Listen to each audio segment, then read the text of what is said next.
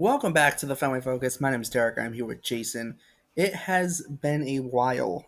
A lot of stuff going on. We've had busy schedules, but we're finally back. A lot has happened since we last recorded. It has been a little bit. Um, the Red Sox have had a couple injuries since then.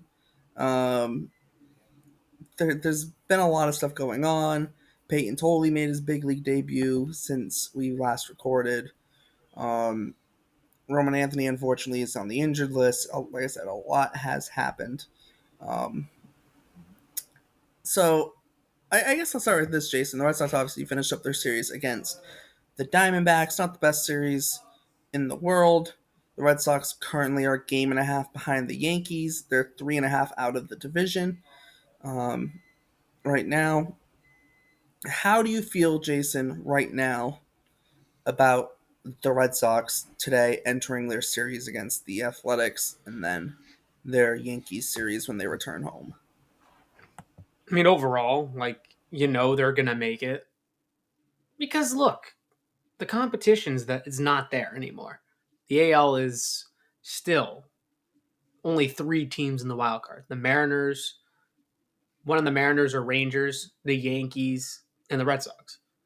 And the Red Sox have even when they're struggling, they still have a sizable lead over that wild card, over that second wild card, right? I think last time I checked, it was four, 3.5.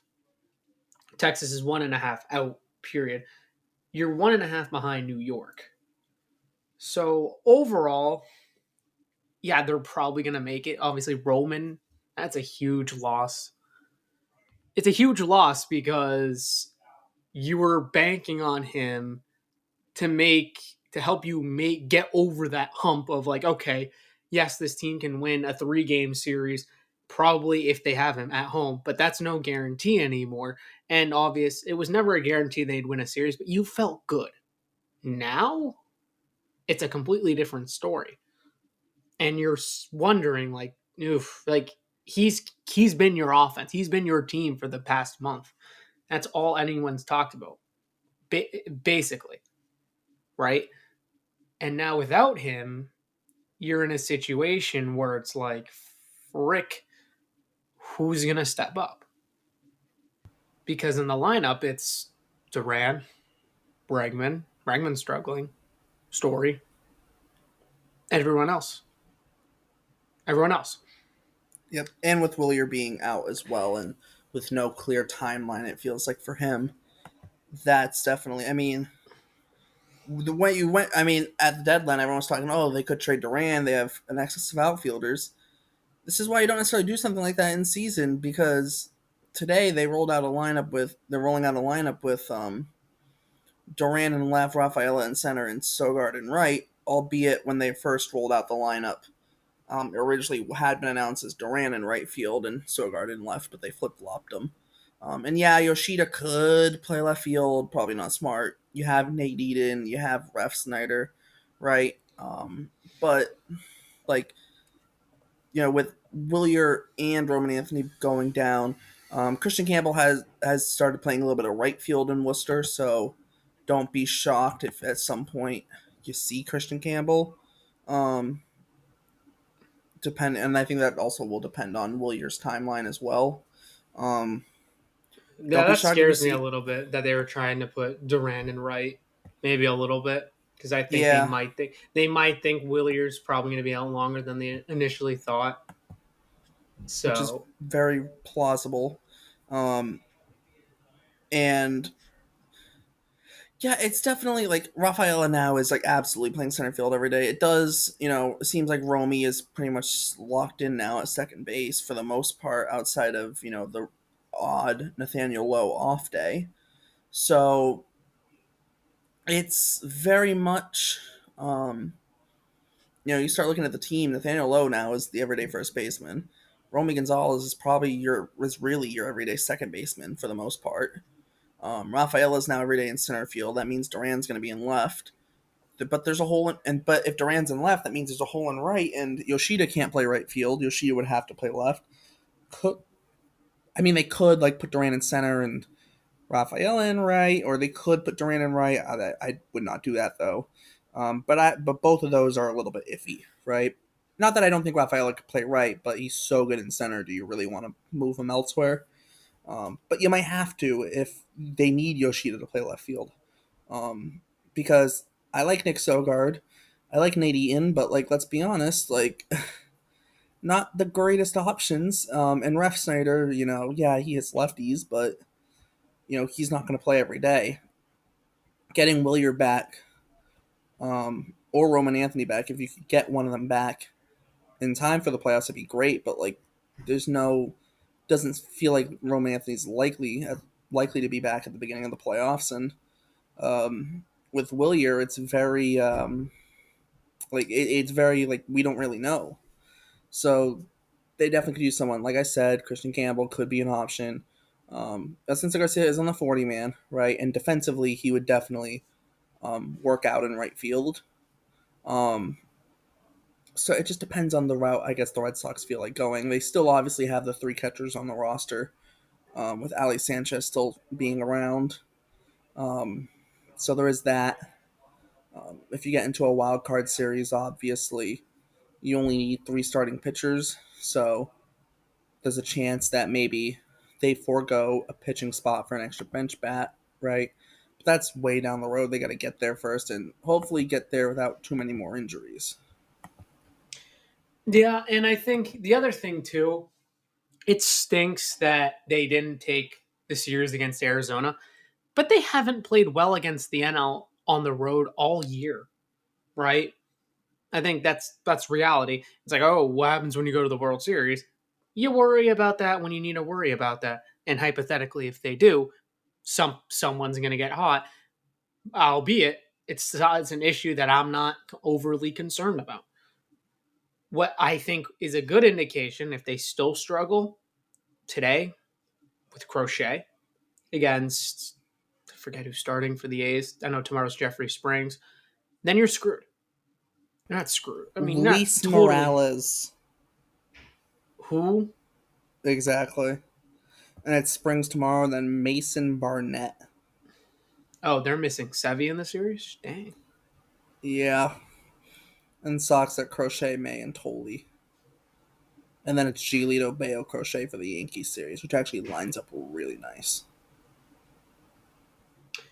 Actually, no. No, Fangraphs is wrong. Tolley's not going to pitch Wednesday. Tolley's going to pitch Friday. Yeah. Fangraphs is wrong. No, Never it's mind. But TBD. still. But no, Tolley. No. They're skipping Tolley's start. He's not going to pitch Friday. It's Giolito who's going to pitch Friday.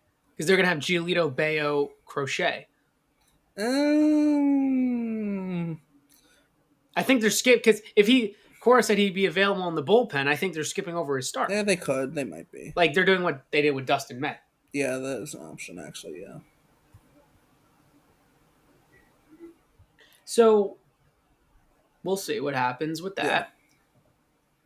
Hey, Aroldis Chapman's been good. Yeah, only 4 strikeouts in an inning. Yeah. It's making everything look easy. I don't know. The rotation doesn't really scare me that much, even though I know Crochet had a stinker against Cleveland. And then, I don't know. Giolito was good. Bayo was good. And then just Tolley wasn't that good, but I don't know. He wasn't going to be this insane thing all year. He's still developing. He was in High A to begin the year. He was in Greenville, the team that I was with. Not many people, Derek, go from a developmental standpoint. Not a lot of people go from High A to the majors and only make 9 starts when they first get promoted, then go to the majors after that. 9 starts between Double A and Triple A, and then get promoted. Yeah, it's been an absurd rise for Tolley. It really Which has. is insane. So, absolutely. yeah, and then some of his pitches just don't, like his curveball just doesn't break. Like it's like, yeah, he needs more development, which we knew. This is no surprise to anybody. It's just, but damn, that fastball is really good. He lacks a put away pitch, and he can't rely really, if he's going to be in the rotation, he can't really rely on the fastball. I mean, it's similar. I 24/7. mean, in some ways, it's somewhat similar to not somewhat similar, but like Kyle Harrison has not as good of a fastball, but Kyle Harrison has a really good fastball. But the issue with him has always been secondaries, right? Yeah, Totally, the whole reason secondaries have Toley's in the majors is because of his secondary development. Like they yes, developed good enough for him to make this incredible leap. yes, And here exactly. we are now. Kyle Harrison would be if his secondaries developed the way the Red Sox want to, but it hasn't happened yet. I think both of them need an offseason. Yeah. You know who else needs an offseason? Jordan Hicks. He's been awful. Can I just say I have a gripe with people blaming Jordan Hicks for losses that aren't necessarily his fault. Like, I'll use this example. The Peyton Tolley debut game, because I was there. People blaming Jordan Hicks for that loss when the Red Sox were losing 3-2 when he came in and he only gave up one run and then they lost 4-2. Like, they were losing that game regardless of Well, what Jordan Hicks did. well, it's not so much like that those games. Just he's consistently like he cannot give you like outs in low Oh, leverage you're situations. not wrong. No, you're not wrong. That's why that's the issue. He cannot No, oh get no, people no, you're out. not wrong at all. But also to blaming an entire game on Jordan Hicks, like there are people who blamed entire games on Jordan Hicks when it's like in high, like look at the end of the game, you look at it and go, it didn't really matter what Jordan Hicks did; they weren't going to win that game anyways, right? I'm just saying, right? The Um, example that I bring up is the Minnesota game where it like rained and like well he was the last pitcher available and Cora said they would have gone to Abraham Toro if that game went to extra yeah, innings. that was outrageous. That was like yeah I didn't blame him but like there are other games like the game where he went in Houston, the game against the Indians, the Guardians where Yeah. Oh no, there's I feel definitely like they fair, but punted. there's enough games to blame him for, or to say if it wasn't him pitching, maybe they would have won. To not need to blame him for every single game he pitches in. You know what I mean? Like, there's enough.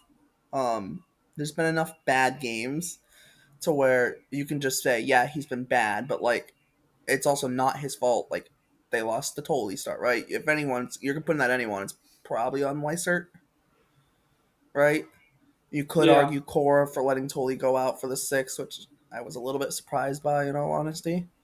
Considering he hadn't gone into the sixth inning since like June, and he was already over 70 pitches. Um, so, but if Weissert shuts down that inning there, or Weissert gets a clean inning, and maybe he starts the inning and maybe he gets through it clean. You never know what happens, right? Or maybe they don't even use Jordan Hicks if they have the lead, right? Because they probably don't. They probably would. They probably wouldn't have. So that is just more so the point I'm saying. Like some of it's kind of like some of the Jordan Hicks slanders a little bit like, okay, I get he's bad, but he's been bad, but like, come on, like, there's other things you could blame it on. Um, just because too is like some of the games, like if the offense don't score, like it doesn't matter like if Jordan Hicks pitches or not. Like if they can't score, what difference does it make? Um, and I think now without Roman Anthony, like the offense's ability to score is going to really come into question. And this was kind of the concern with the team post Rafael Devers trade. What would the offense be? And Roman Anthony kind of covered a lot of the concern, right? In some ways, he's a different type of hitter than Rafael Devers, but he very much kind of replaced his bat in some ways in the lineup, right? Um, Obviously, he's not replace like it's hard to replace Rafael Devers, obviously, but like in some ways he did. Um, yeah, but I think whereas like now you don't have Roman Anthony, and it's like okay, Bregman has been great at the plate since he's come off the injured list. Duran's had his ups and downs at times. Story streaky. We know like that's what he is. How much like how long is Romy Gonzalez going to be able to play the level he's been playing at? Right? Can you catch lightning in a bottle with Nathaniel Lowe? Maybe, but you need more from guys like Masataka Yoshida, especially. Right? You need the catcher spot to be productive, which Wong's been better as of late. I know Narvaez is slowing down a little bit, which is somewhat expected, right? But they need it. They can't at this point now. It can't just be rely on Bregman and Romy Gonzalez and Story's occasional hot streaks to get it done, right? They need more than that, and I think that's going to be the biggest concern moving forward because it doesn't matter how good Garrett Crochet or Luke Giolito or Brian Bayo or Payne Tolley or anyone pitches. Doesn't matter how good a Aroldis Chapman is if you can't get the game to the ninth inning with the lead. What does it matter, right? The Red Sox have this year arguably the best relief pitcher in baseball with Chapman Well, this year. well, yeah, but on real quick, back to the point you were saying about the lineup with Roman. The one through four was easily Roman, Bregman, Duran, Story. Mm-hmm. Now the leadoff hitter, the leadoff spot is screwed because like Duran looked more comfortable three, and I don't like Duran in the leadoff spot necessarily. I He like also him isn't like three. a great on base guy either. Correct. He was never really a leadoff hitter. Let's be honest. He was only just it was the sole reason he is because of his speed. He's leading off today And also, too, who against. else are they going to put if They've been putting Masataka Yoshida there, which he has struggled this year, dude. It's the same and he crap. also hasn't in his big league career Unfortunately, hasn't gotten on unfortunately, base a ton either. yes. Unfortunately, the best lineup consists of Duran leading off right now. Right now, that's the best lineup. Yep. That's the best lineup. And Is it like not? and that I mean it has to be because like who else is going to hit leadoff? That's Nate the issue. Eaton? No, that's Like not gonna happen. Nick I Sogard? Maybe after uh, I yesterday. against lefties a I wouldn't be totally against Romy Gonzalez against lefties. I wouldn't necessarily be against it, but they also do have Ref Snyder. I don't know though. It's still not great. Romy does have a 389 on base against lefties this year, right? He's hitting 339. So like Romy is definitely would definitely be an option against lefties. Ref Snyder obviously, but yeah, they're especially against righties. Duran's really their only option in some ways, because Bregman's going to hit second. If you put Duran in the three spot, like you don't really have another option. Um, and that's kind of where like that's in some ways what their issue is right now. You can't unless Rafaela gets hot, you can't throw him there. And even if he gets hot, he also doesn't get on base, right? um, like I don't know where they would go in terms of leadoff hitter. I think that is right now their biggest issue. It's who even would hit leadoff. Like if this team, if they had like, if they're entering the playoff series right now with the team they had, like I feel like they would be in some trouble. Could probably be Duran, Bregman, someone else. Probably.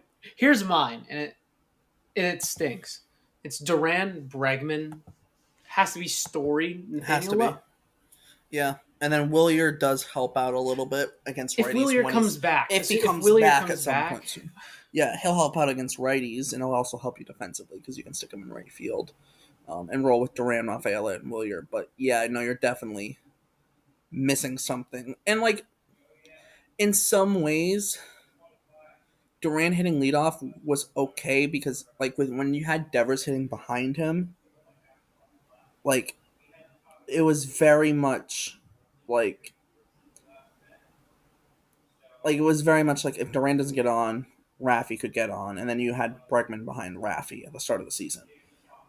And then even like as of late though, like you had Roman, Bregman, Duran, like and Duran worked somewhat better in the three spot just because he doesn't get on base a ton.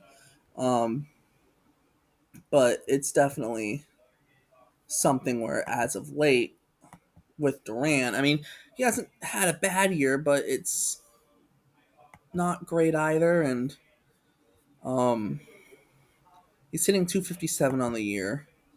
Um, in the last like month and some change, his last 32 games from August 1st until now, he's hitting 228. He does have a 341 on base, Um, but he's only got a 368 slugging. He's only 709 OPS. Right. It's not great.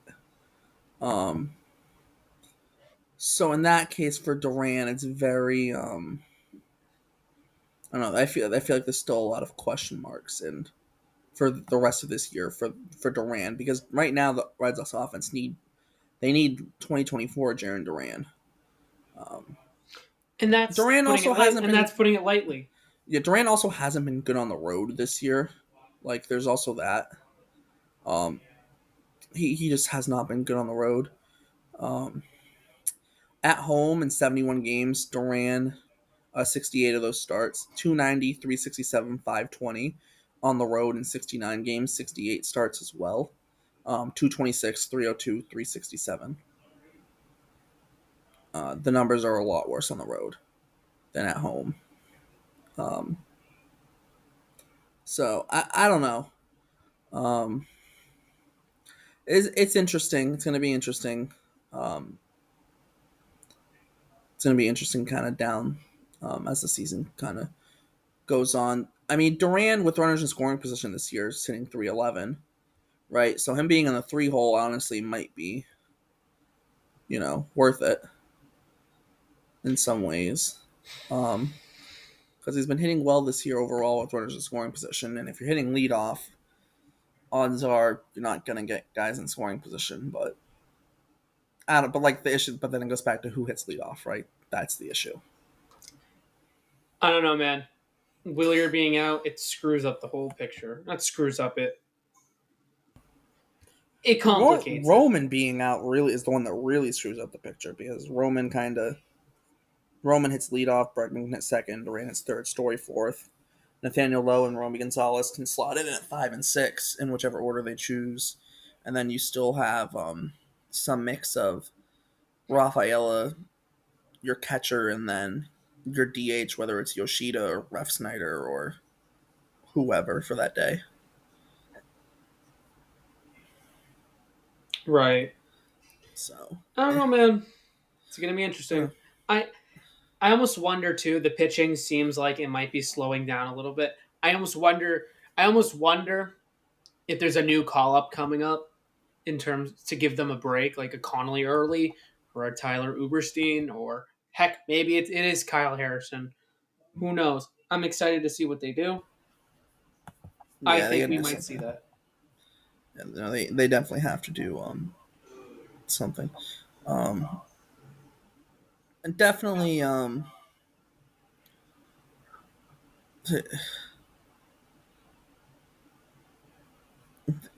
I don't know. As I'm looking right now, like Christian Campbell, like could maybe help, but like even then offensively, you can't necessarily bank on him saving them right now.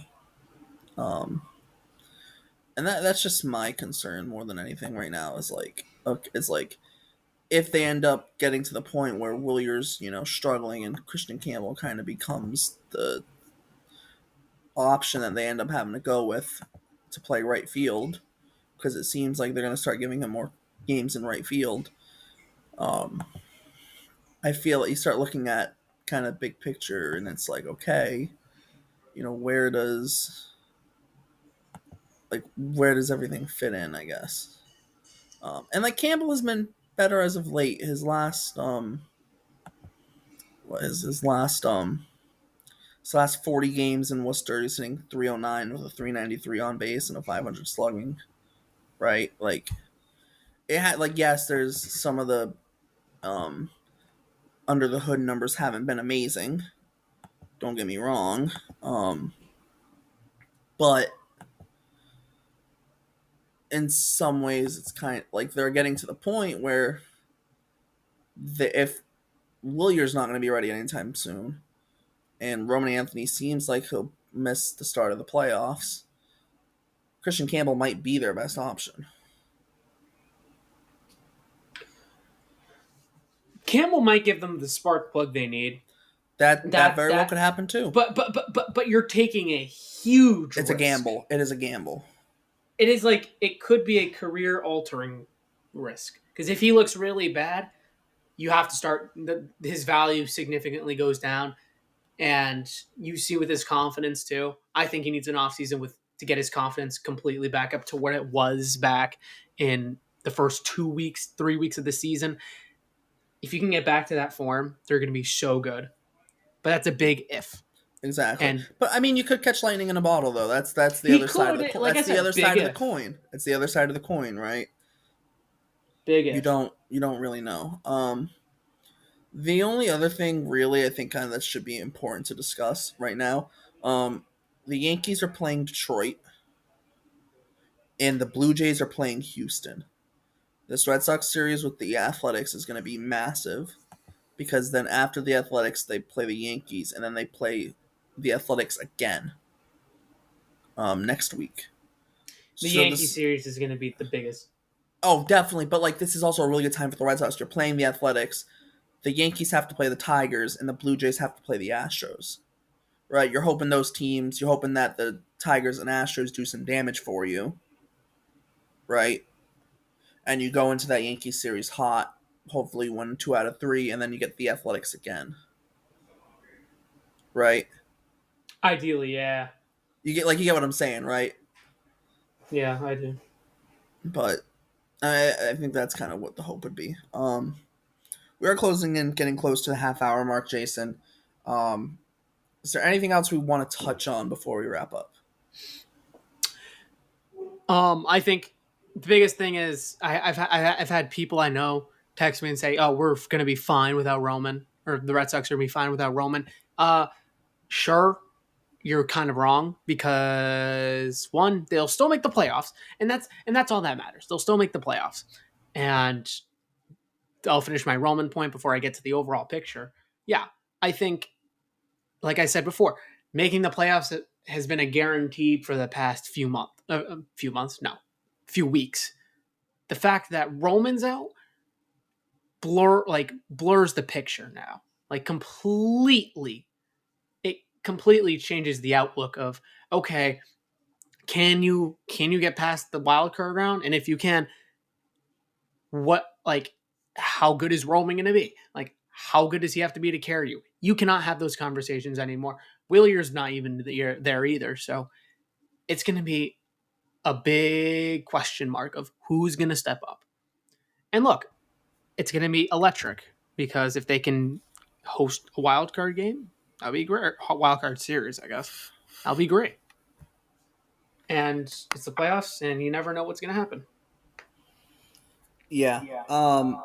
I think for the Red Sox, if they can get that wild card series at home, especially because it might very well be against the Yankees, that would be massive for them. I mean, it also just helps having that home crowd behind you, uh, which makes that upcoming Yankee series massive. But the Red Sox very favorable stretch here in terms of their next 9 games. It's 6 games against the Athletics, and then those 3 games against the Yankees, which are going to be huge.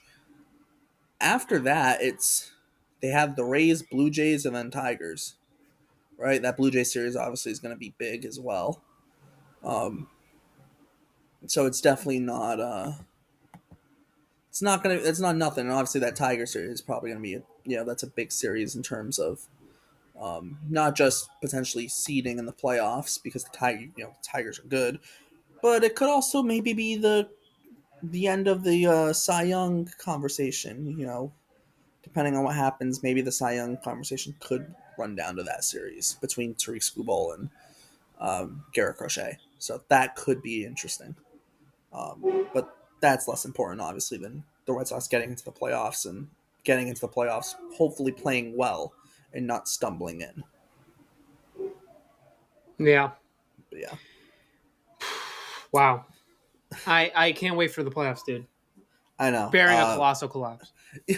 I didn't want to put that into the universe because I saw a tweet from a Rays beat writer that said the Rays are further out of the playoffs in 2011 at this time of the year, and I'm like, why? Why did I have to see that? Like, why did I need to see that? Um, yeah, but no, yeah, the Red Sox main thing: get into the postseason and then hope you get hot. The Red Sox get hot in the postseason, and if they can get relatively healthy, they're going to be a force to be reckoned with. But Jason, I think that's a good ending point. So as always, thanks for tuning into the Fighting Focus. My name is Derek, as always, with Jason, and we will see you next time. Go Red Sox.